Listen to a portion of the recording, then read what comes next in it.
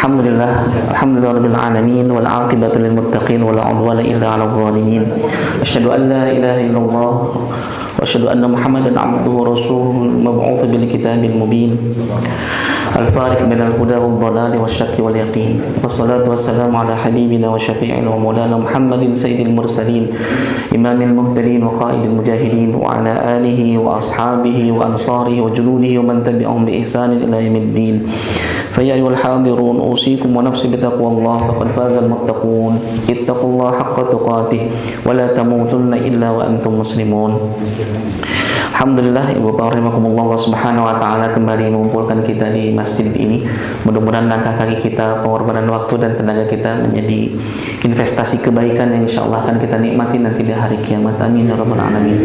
Mudah-mudahan siapapun yang Allah hadirkan di tempat ini yang sedang sakit, mudah-mudahan Allah angkat penyakitnya, Allah ganti dengan kesehatan, sehat walafiat lahir dan batinnya. Yang sedang mendapatkan ujian permasalahan dalam kehidupan, mudah-mudahan berikan jalan keluar terbaik seraya kemampuan untuk mengambil hikmah di sebalik musibah. Ibu bapak rahimakumullah, beberapa waktu sebelum pergantian tahun tuh alhamdulillah ketemu dengan kawan lama pas di rumah sakit di Edelweiss. Beliau senantiasa mengingatkan, kalau ketemu teh selalu mengingatkan tentang dua hal. Jadi yang pertama, kita harus bahagia menjalani hidup. Jadi pas ketemu teh, Assalamualaikum, kumaha bahagia tidak? Jadi awal pertemuan teh. Jadi hidup yang sekali teh harus bahagia. Apapun yang terjadi, pokoknya harus bahagia gitu, menjalani teh. Jangan sampai kita capek-capek menjalani hidup gitu, tapi ujung-ujungnya malah tidak bahagia dunia, juga tidak bahagia di akhirat. Kalau kita renungkan di Bapak rahimakumullah, Allah Subhanahu wa taala mengingatkan kepada kita dengan keimanan yang kokoh pada Allah, dengan keyakinan utuh kepadanya tanpa ada sedikit pun keraguan di dalamnya, itu menguatkan mengokohkan keimanan itu, menjadikan kesedihan, kekhawatiran itu tidak memiliki jalan untuk masuk ke dalam hati kita. Innal ladzina qalu rabbuna Allah tsumma istaqamu tatanazzalu 'alaihimul malaikatu alla takhafu wa la tahzanu wa abshiru bil jannati allati kuntum tu'adun. Ini kata Allah, orang yang beriman, yakin dengan keimanannya, kemudian istiqomah di dalamnya, maka Allah turunkan kepada mereka para malaikat yang kemudian malaikat itu mengatakan alla takhafu wa la tahzanu. Jangan bersedih, jangan khawatir. Ini dua hal yang akrab barangkali dalam kehidupan kita. Allah takhafu, kekhawatiran, ketakutan terhadap masa depan. 2024 kumaha situasi ekonomi, pemilu dan lain sebagainya ke depan. Sesuatu yang tidak pernah kita ketahui di masa yang akan datang. Apakah sesuai dengan apa yang kita harapkan, direncanakan ataupun sebaliknya. Wala tahzanu, dan juga kesedihan atas sesuatu yang telah terjadi di masa lalu. Ini kesedihan yang membuat kita harusnya mah ambil jalan ini, kenapa harus mengambil jalan itu? Harusnya mah begitu, jangan begini begitu. Ini kesedihan atas masa lalu. Nah, orang ini kemudian dihilangkan. Mereka yang istiqomah terhadap keimanannya, Allah hilangkan kesedihan dan kekhawatiran dalam hidupnya. Kalau kesedihan dan kekhawatiran hilang dalam hidup, berarti kan ketenangan yang bahagia yang dijalaninya. Meskipun saya tahu beliau sedang dirundung banyak masalah gitu, tapi memaksakan diri, memaksakan untuk harus bahagia. Dan ternyata Bapak rahimakumullah, ungkapan harus bahagia itu ke orang lain secara tidak langsung juga ke dirinya juga. Sebagaimana hari ini saya bilang harus bahagia Pak. Ya, bagaimanapun setiap orang punya masalah masing-masingnya, tapi ala kulli hal ungkapan itu setidaknya menjadi rasa optimis dalam hati kita bahwa apapun yang terjadi Allah memberikan skenario terbaik dalam kehidupan kita. Yang kedua, kata beliau tuh, harus segala sesuatunya itu diawali dengan bismillah. Pokoknya bismillah gitu. Apapun kejadiannya bismillah lah, pokoknya macam gitu. Dan setelah direnungi Bapak rahimakumullah, ternyata bismillah itu kalimat ba-nya itu subhanallah, ini maknanya tuh. Makanya pesantren salah satu jadi keluarga dari ibu, pesantren Al-Hidayah yang Cangkorah, itu amal kojoknya itu bismillah. Jadi salah satu amal yang wajib diamalkan oleh para muhibbin, para santri-santrinya itu bismillah, memperbanyak bismillah. Nah, ternyata kalimat ba dalam bismillah itu bermakna dua hal. Yang pertama, bi ma'iyatillah. Jadi kalau kita bilang bismillah itu bi ma'iyatillah, artinya kebersamaan dengan Allah. Seakan kita bilang, ya Allah, temani saya ya Allah dalam menjalani pekerjaan ini, barengi saya dalam menghadapi permasalahan ini, jangan tinggalin saya ketika mendapatkan permasalahan seperti ini. Jadi bismillah itu bi ma'iyatillah, harapan kita agar Allah senantiasa bersama kita. Yang kedua, bi aunillah. Kalimat bismillah itu bi aunillah, dengan pertolongan Allah. Jadi seakan kita bilang, ya Allah, tolong saya ya Allah, tolong saya. Yang pertama, ya Allah, barengi saya, sertai saya, bersamai saya dalam menjalani kehidupan ini. Yang kedua, tolong saya ya Allah, saya mah lemah, nggak punya ilmu, nggak punya kekuatan, tapi Engkau yang serba maha, maka tolong saya ya Allah, gitu. Dan ya subhanallah, ya memang kalau ungkapan yang kemudian dibiasakan dan kemudian terinternalisasi dalam diri itu, memang dampaknya juga cukup signifikan lah gitu. Nah, dua hal itu, bahagia dan bismillah, ini pelajaran akhir tahun saya Bapak Ibu rahimakumullah.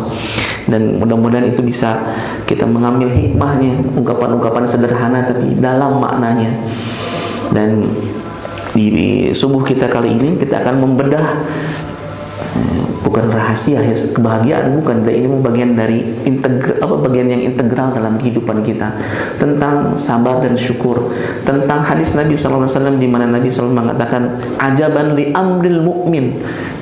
Kalimatnya tentang begitu, ajaib kehidupan orang mukmin itu, ajaib, menakjubkan, mempesona, sesuatu yang kemudian pada akhirnya menarik orang-orang untuk mendekat kepadanya, mengambil hikmah dan pelajaran darinya.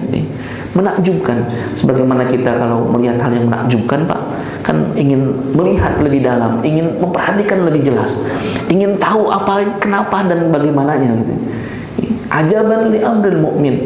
Demikian pula ketika Nabi SAW mengatakan, ajaib kehidupan orang mukmin.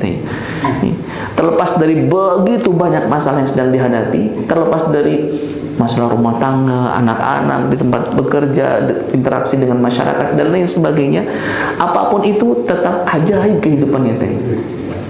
Kenapa kata Nabi SAW? Maka kata Nabi SAW, karena seluruh urusannya itu baik ujungnya baik. Kalau dia diberikan nikmat, dia bersyukur, diberikan ujian, dia bersabar. Dan di antara dua kondisi itu semuanya adalah kebaikan-kebaikan. Umar bin Khattab pernah beliau mengatakan begini, jika sabar dan syukur itu adalah kendaraan, sabar dan syukur itu kendaraan, maka aku tidak peduli bakal naik kendaraan apa, sepanjang kendaraan itu menghantarkanku mendekat kepada Allah Subhanahu wa Ta'ala. Jadi kalau dua kendaraan, sabar dan syukur, mending pada kendaraan seperti apa gitu ya, yang penting mah lebih dekat kepada Allah. Dalam Al-Quran, kalimat syukur itu sekitar 44 kali disebut dengan berbagai macam turunannya. Sementara kalimat sabar itu hampir 101 pengulangannya dalam Al-Quran. Apakah Allah Subhanahu wa Ta'ala seakan memberikan isyarat bahwa kehidupan ini memang harus dijalani dengan lebih banyak kesabaran dibanding kesyukurannya gitu.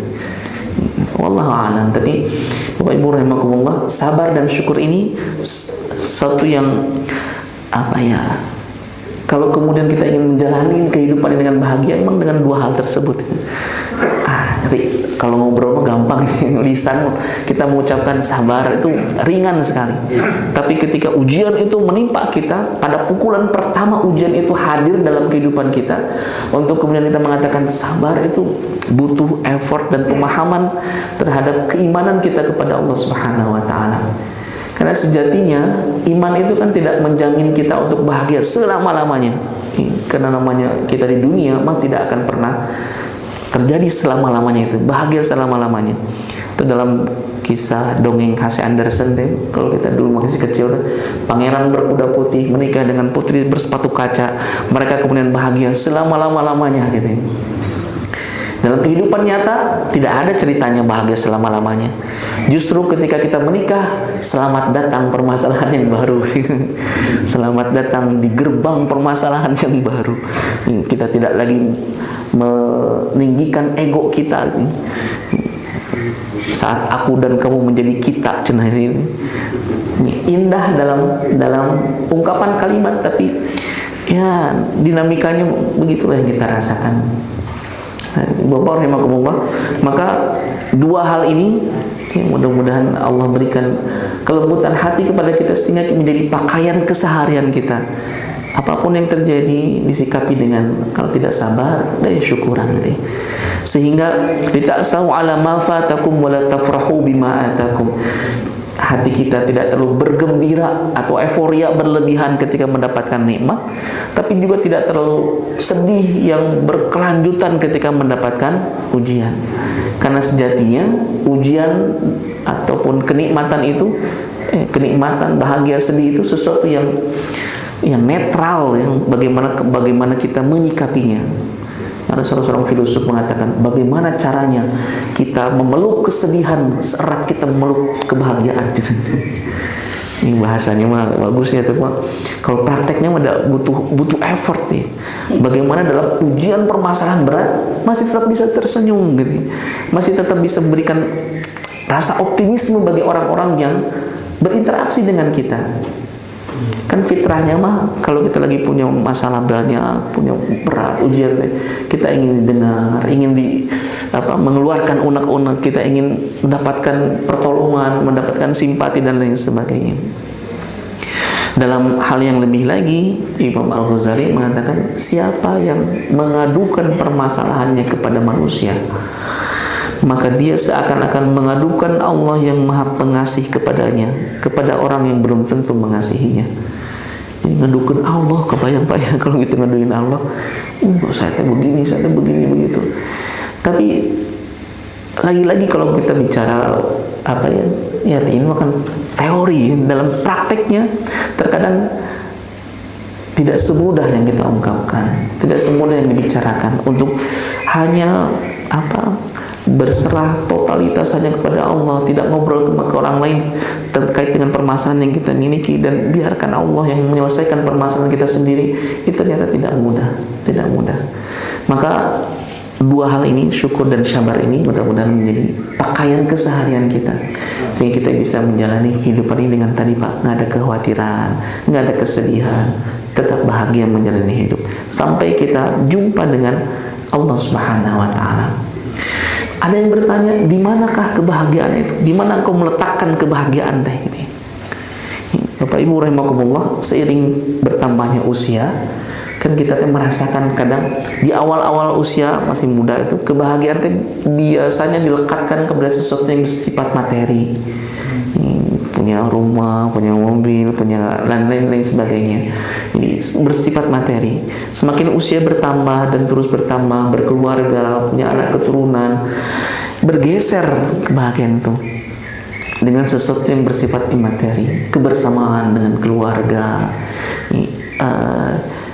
ngobrol dengan pasangan, dengan intim, dengan sesuatu yang tidak ada prosedural gitu. Cara ngomongnya sesuatu yang membahagiakan.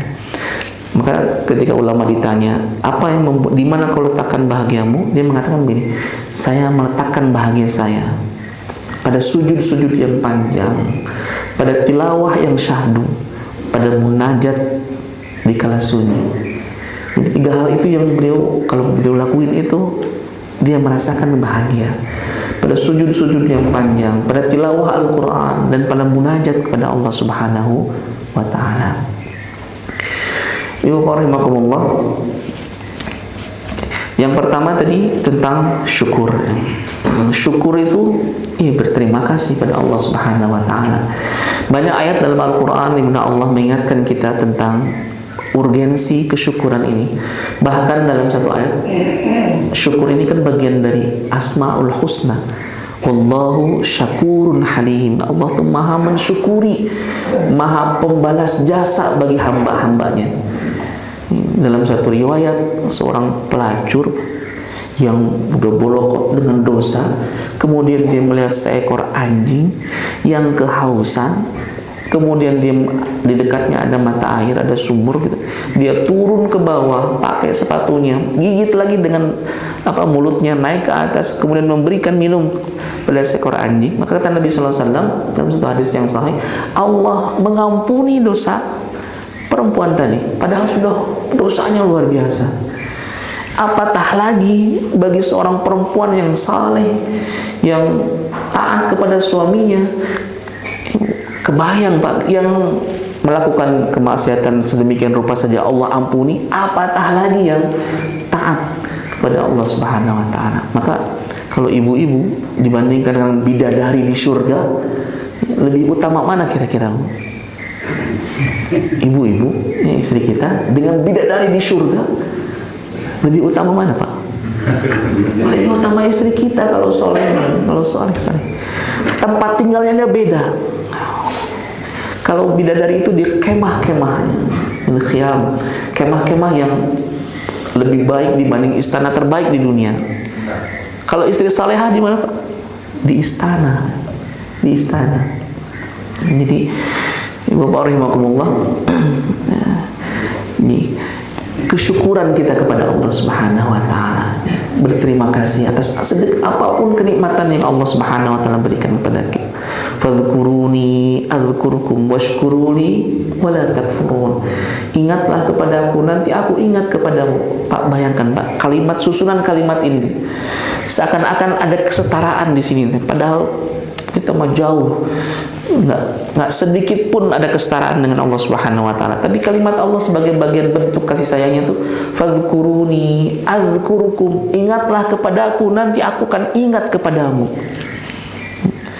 Kalau kita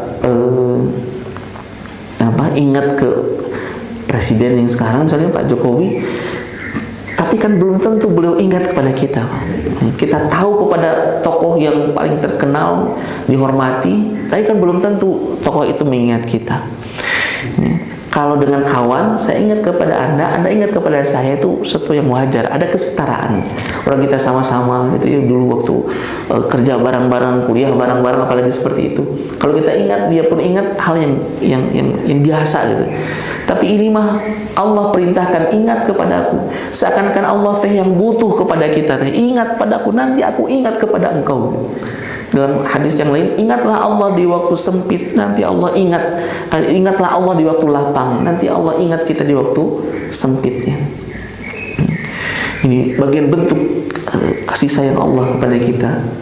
Washkuruli wala takfurun, dan bersyukurlah kepadaku dan jangan kufur kepadanya. Pelajaran pertama yang ditanamkan oleh Luqman setelah tauhid itu, anishkur lillah, bersyukurlah kepada Allah Subhanahu wa taala. Mensyukuri atas apapun, sekecil apapun kenikmatan yang Allah berikan kepada kita. Bapak Ibu rahimakumullah, kalau kita melihat dengan sudut pandang yang berbeda, melihatnya dengan sudut pandang yang berbeda, biasanya kita bisa bersyukur meskipun itu kurang mengenakan nih. Misalnya ada pedagang Madura misalnya, ini mah kisah fiktif Pak. Dalam Madura jualan mangga, ini mangga Bu, ibu-ibu datang kemudian transaksi lah, ini manis Bu, jamin gitu, beli sekilo. Begitu sampai rumah dibuka, masam semua nanti balik lagi, wah nipu bapak mati, ini semua masam, bilangnya manis, masam semua. Kata pedagangnya, lebih beruntung ibu lebih beruntung dibanding saya. Ibu cuma 1 kilo, saya 3 karung masam semua ini. Jadi kadang melihat dengan sudut yang berbeda menimbulkan kesyukuran. Kita gagal dalam ujian, lihat yang teman yang lain nggak lulus, ya sedikit terobati lah barangkali. Nah, Bapak rahimakumullah, jadi rasa syukur dengan lisan, alhamdulillah, supaya tidak terkena penyakit ain. Ain itu mata yang dengki gitu. Kalau apalagi kalau sekarang zaman media sosial, kalau orang update sesuatu yang menggambarkan, barangkali niatannya tahadus bin nikmah, ya, bagian dari memberitakan kenikmatan yang Allah Subhanahu wa taala berikan kepada beliau. Tapi ada mata-mata ain ini yang pada akhirnya mencelakakan kita. Kalau digambarkan dalam surat Al-Kahfi tentang dua orang pemilik kebun, yang satu kebunnya besar, yang satu kebunnya kecil. Yang kebunnya kecil itu merasa kayak dengki dengan pemilik kebun yang besar. Yang pada akhirnya pemilik kebun yang besar itu kebakaran, kebunnya kebakaran. Jadi mata ain itu jahat, ya. Dan untuk mengantisipasinya, jika ada orang yang memuji itu, mengembalikannya kepada Allah. Dalam surat Al-Kahfi kalimatnya Masya Allah la quwwata illa billah, ya, Masya Allah la quwwata illa billah, supaya tertolak. Ya. Pernah ada Pak di TikTok tuh, yang awalnya mulus nih, katanya wajahnya bagus, karena perawatan dan sebagainya, tiba-tiba dalam waktu singkat tuh bopeng, jerawat parah gitu. Terus dibilang mungkin ini gara-gara ain. Ini bisa jadi, wallah alam, bisa jadi. Nah, Bapak Ibu rahimakumullah, supaya pujian-pujian itu tidak mengumpul dalam diri kita, ini balikin kepada Allah Subhanahu wa taala. Ini kalimat tadi, Masya Allah la quwwata billah, alhamdulillah, Masya Allah la quwwata illa billah. Mengembalikan seluruhnya kepada Allah Subhanahu wa taala, sehingga itu tidak menjadi sesuatu yang membahayakan bagi kita. Tidak membahayakan bagi kita. Kok bisa? Allah alami. Bisa jadi kalau salah seorang ustadz itu ketemu antara dia merasa terzalimi, padahal kan tidak menzalimi itu ya, tapi dia merasa terzalimi. Dia doa pada Allah Subhanahu wa taala, ketemu dengan waktu mustajab. Akhirnya jadi kejadian. Nah, untuk menghindarinya, ya, ungkapan kalimat tadi. Kalau dalam surat Al-Kahfi kalimatnya la Masya Allah la quwwata illa billah. Kalau yang sekarang Masya Allah tabarakallah gitu dan lain sebagainya. Tapi mengembalikan seluruhnya kepada Allah Subhanahu wa taala. Yang kedua, Ibu Bapak rahimakumullah, yang pertama harusnya mengakui dulu, mengakui bahwa itu nikmat dari Allah Subhanahu wa taala. Jangan mengklaim bahwa keberhasilan ini adalah bagian dari usaha kita. Karena sejatinya kita bisa bergerak, kita bisa hadir di majelis taklim, kita bisa mendengar, itu pertolongan dari Allah Subhanahu wa taala. Maka kalaupun keberhasilan ini pun dikembalikan kepada Allah Subhanahu wa taala. Jangan seperti Qarun yang mengklaim bahwa seluruh kekayaan yang dimilikinya itu karena ilmu yang dimilikinya. Ilmu yang dimilikinya.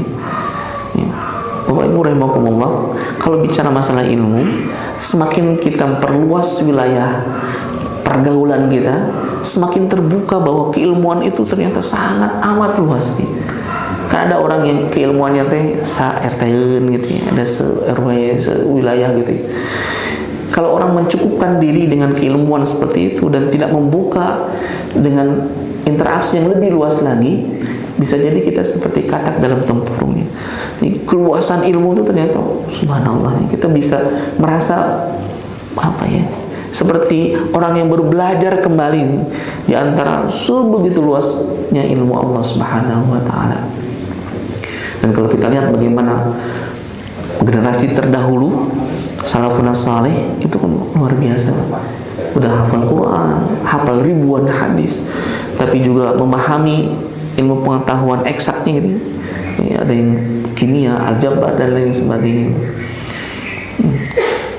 Yang berikutnya adalah menggunakan apa yang Allah berikan sesuai dengan kehendaknya.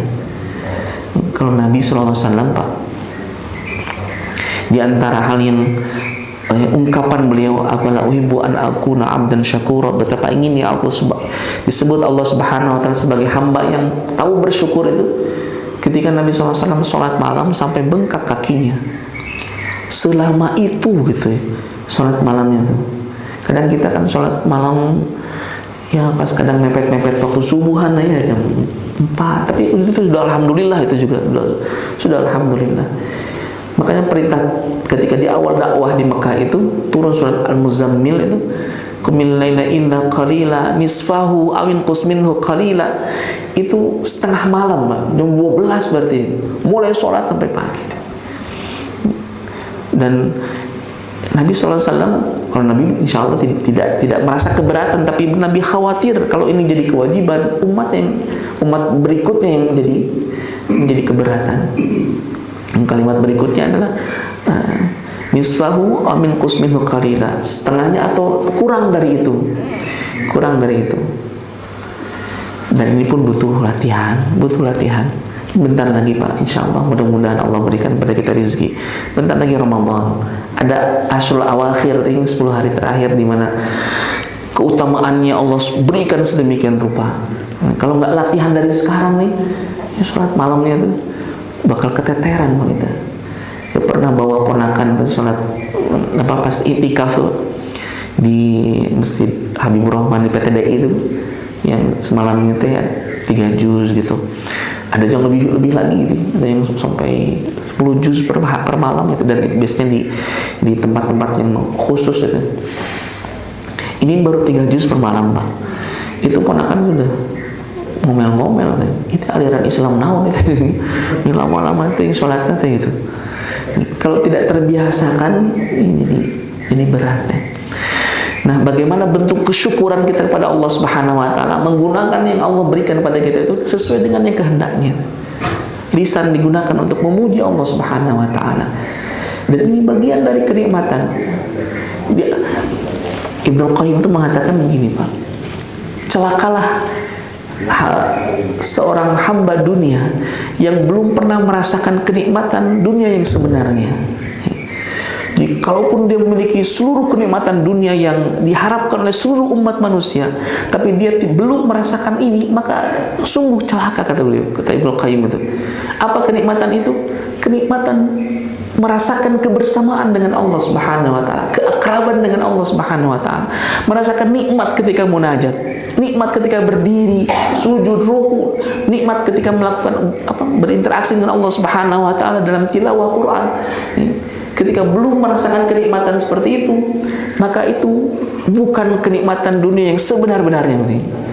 Sebagaimana tadi dikatakan itu, bahagianya itu dalam tilawah, dalam sujud-sujud yang panjang, dalam munajat-munajat yang syahdu. Dan ini kan tidak ujug-ujug, Pak.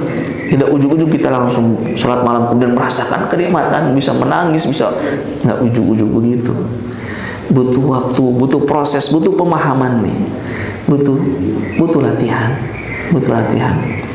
Dan inilah sejatinya hamba yang bersyukur, menggunakan kenikmatan dari Allah Subhanahu wa taala sesuai dengan pemberi nikmat. Dan kata Imam Ali radhiyallahu anhu, beliau mengatakan nikmat yang disyukuri itu akan menambah kenikmatannya lain. Jadi kalau ada nikmat kita syukuri, itu ditambah kenikmatan itu. Kalau kita gunakan nikmat itu sesuai dengan yang dikehendaki oleh yang memberi nikmat, maka diikat kenikmatan itu untuk kita. Kan fitrahnya apa? Kita mencari kenikmatan. Kalau udah dapat, kita nikmati itu. Udah dapat lagi, kita nikmati, kita proteksi supaya kenikmatan itu tidak pergi dari kita. Nah, bentuk kesyukuran itu mengikat nikmat itu supaya terus berada dalam kehidupan kita. Nah, Ustaz Adi Hidayat itu menganjurkan kalau dapat uang berapapun, keluarkan yang jadi haknya tuh. Ini 2,5%-nya atau berapanya yang jadi infak sedekahnya gitu. Setiap punya rezeki keluarkan, keluarkan itu. Untuk apa? Untuk mengikat kenikmatan itu supaya tidak pergi dari kita. Tidak pergi. Tapi balik lagi Pak, niatnya juga kemudian harus diluruskan.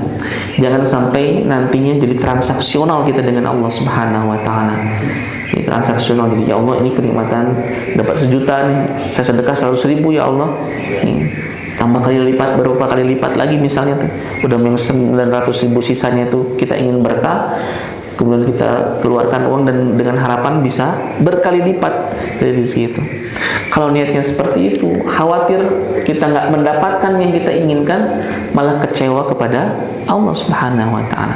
Padahal nikmat itu kan tidak melulu sesuatu yang bersifat materi. Kita bisa datang ke masjid ini Pak, jalan pagi-pagi, di kala orang lain terlelap tidur misalnya, jalan kita ke sini Pak, duduk bersama, saling belajar satu dengan saling menasehati satu dengan yang lain, itu nikmat ini. Luar biasa Pak, kenikmatan. Ungkapan dalam hadis Nabi SAW itu, siapa yang menginginkan hidangan dari Allah tuh, hidangan dari Allah, Allah tuh menyediakan hidangannya di setiap rumah-rumah Allah Subhanahu wa taala. Maka mereka yang datang ke masjid itu seakan-akan sedang menikmati hidangan dari Allah Subhanahu wa taala. Orang lagi nikmati hidangan, Pak. Kalau kita lagi nikmati hidangan kan nggak buru-buru, nggak pengen pulang gitu. Dinikmati dulu, dicoba dulu berbagai macam menunya tuh, supaya terasa puas dalam hati kita. Dalam riwayat yang lain, siapa yang menginginkan seekor unta, kalau dulu makan ibaratnya begitu, seekor unta besar sedang hamil. Siapa yang menginginkan, pasti diinginkan oleh para sahabat sekalian semua. Kemudian kata Nabi SAW, bacaan ayat Quran ketika sholat di masjid jauh lebih baik dibanding unta merah yang sedang hamil itu. Ini bacaan Qurannya, entah kita baca 1-2 ayat dalam sholat kita dan lain sebagainya. Bapak Ibu rahimakumullah, ini mengikat kenikmatan itu. Yang kedua, sabar. Sabar, kalau satu kelihatan lebih nyaman untuk kita barangkali bersyukur pada Allah. Yang kedua ini sabarnya, sabar. Tapi subhanallahnya, ungkapan sabar ini Bapak Ibu rahimahullah dalam Al-Quran digambarkan indah sekali. Yang pertama, Pak Bu, siapa yang kalau ada orang yang bilang aku cinta padamu, gitu, bahagia atau enggak Pak kira-kira? Tergantung mungkin. Ini tergantung betul. Tergantung orang siapa yang ngomongin ke kita gitu. Sama laki-laki, jijik kita. Ini mah yang kita idolakan, kemudian bilang aku cinta padamu, bahagia lah. Atau istri kita Pak datang, kita pulang dari masjid nih ke rumah, bilang teh, "Pak, I love you," gitu.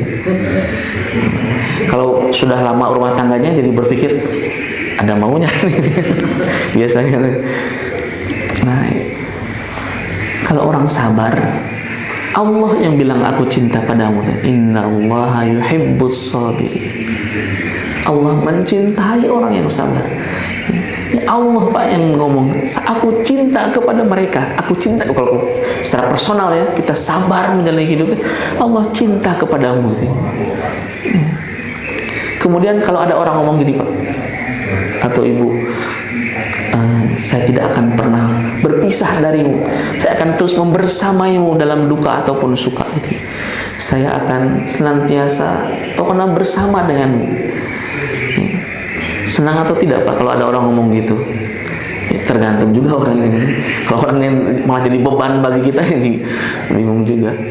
Tapi ini ungkapan dari Allah Subhanahu wa taala. Kalau orang sabar itu Allah bersamai. Innallaha ma'as sabirin. Allah bersama orang yang sabar. Allah bersama orang yang sabar.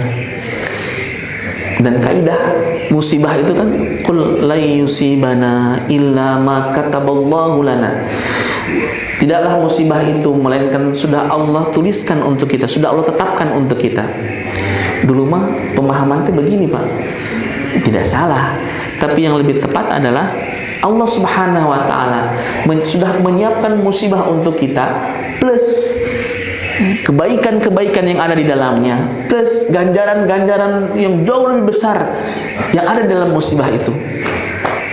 Satu paket sudah Allah berikan. Jadi kalau kita lagi kena musibah ya Pak, harus ada keyakinan dalam hati kita bahwa ini Allah lagi cinta pada kita.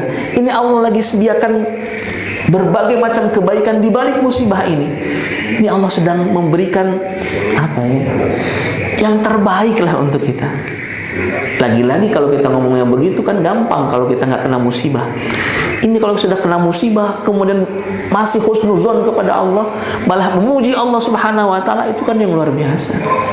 Yang luar biasa. Saudara-saudara kita di Palestina tuh Pak, subhanallah, kehilangan orang tua, orang-orang tercinta, keluarganya meninggal, rumahnya dihancurkan. Tidak ada ungkapan-ungkapan yang istilahnya itu menghujat Allah Subhanahu wa taala. Ungkapan-ungkapannya itu seluruhnya menggambarkan keimanan kepada Allah Subhanahu wa taala. Bahkan belum lama ini putra Saleh Ar-Rauri yang kemarin dibom di Lebanon, salah satu pemimpin Hamas itu, putrinya itu dalam satu demonstrasi beliau mengatakan, "Aradhitaka ya Rabb?" Apakah engkau sudah ridha kepada aku ya Allah? Apakah dengan meninggalnya orang tua ini, apakah engkau sudah ridha kepada aku ya Allah? Khudh dima'una, ambillah darah-darah kami ini hatta tardo, sampai engkau ridha ya Allah. Ungkapannya itu nggak begitu, ya Allah, aduh, kenapa ya Allah saya nggak begitu, mengembalikan kepada Allah Subhanahu wa taala. Dan dia belum mengakhiri ceramahnya dengan ungkapan alhamdulillahirabbil alamin, alhamdulillahirabbil alamin. Karena ada kebaikan yang jauh lebih baik dibanding kehidupan dunia ini sudah Allah siapkan bagi para syuhada Allah.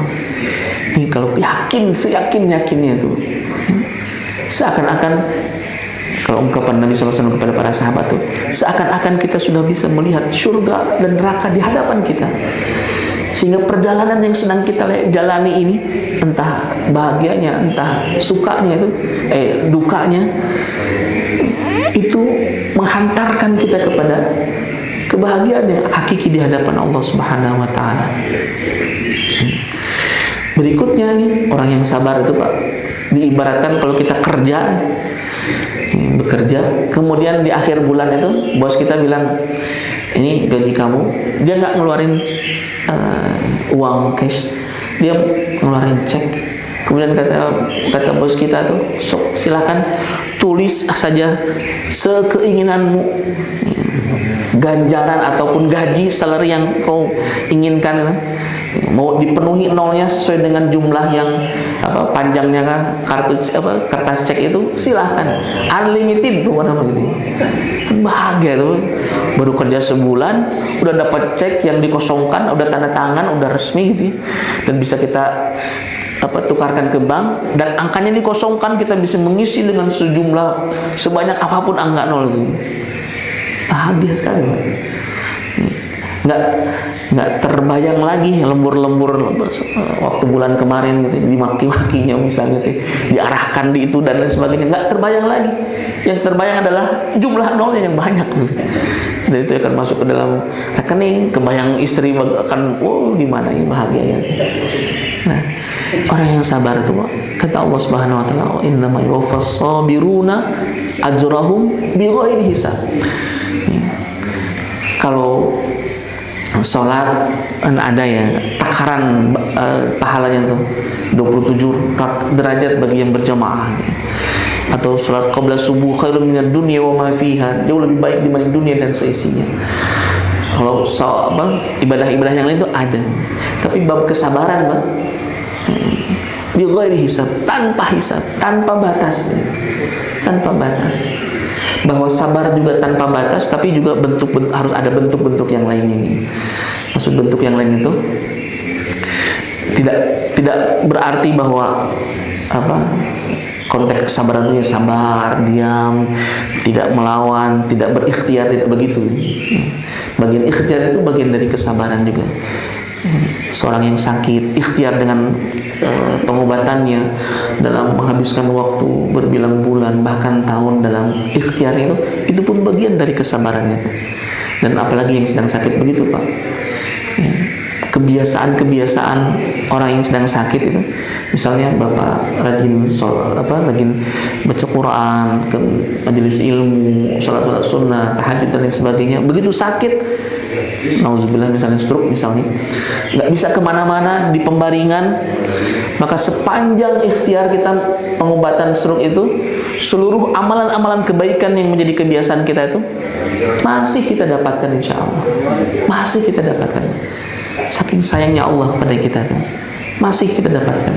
Bahkan kalaupun hilang ingatan kita, ada ulama-ulama yang di akhir hayatnya menjadi seperti anak kecil kembali ini, tidak ingat ilmu-ilmu yang pernah dimilikinya di murojaahnya itu, maka kebaikan-kebaikan itu akan tetap ada pada dirinya. Ini bagian dari kebaikan Allah Subhanahu wa taala. Dalam Riyadhus Shalihin itu bab anjuran untuk istiqomah dalam satu amal. Jadi kalau kita istiqomah dalam satu amal, kemudian ada uzur, pahalanya tetap kita dapatkan. Pahalanya tetap kita dapatkan. Kemudian yang terakhir nih, orang yang sabar tuh, Pak, Bu, kalau orang kalau kita dirayakan gitu ya, dirayakan dengan sesuatu yang lebih dari perkiraan kita nih. Kita berhasil di studi misalnya, berhasil di tempat pekerjaan, kemudian dirayakan, itu kan senang, bahagia kita tuh, Pak. Bahagia. Ini pun orang yang sabar itu dirayakannya oleh Allah, oleh para malaikat Allah. Ketika dia masuk dalam surganya itu ada ungkapan salamun alaikum bima sabartum. Selamat dan sejahtera untuk kalian karena kesabaran kalian. Karena itu dalam kehidupan teh ada orang yang kelompok nanti ahlul musibah, ada ahlul afiyah. Kalau ahlul afiyah mah orang-orang yang rezekinya lancar, sehat, rumah tangganya harmonis, sedikit kesulitannya tuh. Kalau dia bersyukur, insya Allah ganjaran dari Allah Subhanahu Wa Taala besar, surga. Tapi ada juga orang ahlul musibah, Pak, yang diuji terus kehidupannya teh, belum selesai satu musibah, jumpa lagi musibah lain, jumpa lagi terus, ada ujian-ujian tuh. Kalau orang ini sabar, maka surga juga. Cuma Allah memberikan kelebihan kepada ahlul musibah ini, kelebihan yang tidak Allah berikan kepada ahlul afiyah di surga. Yang pertama al-quwwah, Allah berikan kekuatan sebagai ganti kelemahan yang Allah ambil. Misalnya fisiknya jadi rentan, dia stroke, tidak bisa beraktivitas dengan normal, dia sabar, Allah ganti nanti kelemahan itu dengan al-quwwah. Kemudian yang berikutnya, Allah berikan derajat yang tinggi, uluwah, derajat yang tinggi di surga. Sampai orang-orang yang masuk surga jalur ahlul afiyah ini, dia mendongakkan kepalanya ke atas melihat kedudukan yang tinggi yang dimiliki oleh ahlul musibah, sehingga dia kemudian mengatakan, ya Allah, kalau sebegini tinggi kedudukan yang Kau berikan kepada ahlul musibah, kembalikan kami ke dunia ya Allah, berikan kepada kami ujian-ujian sehingga kami bisa sabar dalam ujian tersebut dan kami bisa mendapatkan ketinggian derajat di surga. Bapak Ibu rahimakumullah, kalau kita yakin seperti ini, maka insya Allah musibah itu tidak membuat kita down, kemudian menyalahkan banyak orang, bahkan menyalahkan Allah Subhanahu Wa Taala. Dan episode setelah musibah, tidak ada episode lain setelah kita dapat musibah kemudian kita sabar kecuali kebahagiaan. Balik lagi kebahagiaan. Maka mudah-mudahan Allah memberikan kekuatan, kesabaran kepada kita, kemampuan kepada kita, sehingga kita bisa mengolah hati kita. Apapun yang kemudian terjadi dalam kehidupan kita, bahagia ataupun sedihnya, suka ataupun dukanya, kita bisa memilih respon terbaik, sabarnya ataupun syukurnya, sehingga kemudian dua kendaraan ini bisa mendekatkan kita kepada Allah Subhanahu Wa Taala. Nikmat yang menjauhkan kita dari Allah sejatinya bukan nikmat. Sebagaimana musibah yang membuat kita dekat dengan Allah sejatinya pun bukan musibah. Dan mudah-mudahan kesabaran dan kesyukuran ini menjadi pakaian keseharian kita, sehingga kita bisa ridho terhadap apapun yang Allah berikan dalam kehidupan kita. Saling doakan Bapak Ibu rahimakumullah, mudah-mudahan di awal tahun ini kita bisa menjadi lebih baik lagi, lebih sabar lagi, lebih bersyukur lagi atas apapun yang Allah takdirkan dalam kehidupan kita. Demikian barangkali bisa disampaikan, lebih dan kurangnya mohon maaf. Dan Allah yaikum ajma'in. Assalamualaikum warahmatullahi wabarakatuh.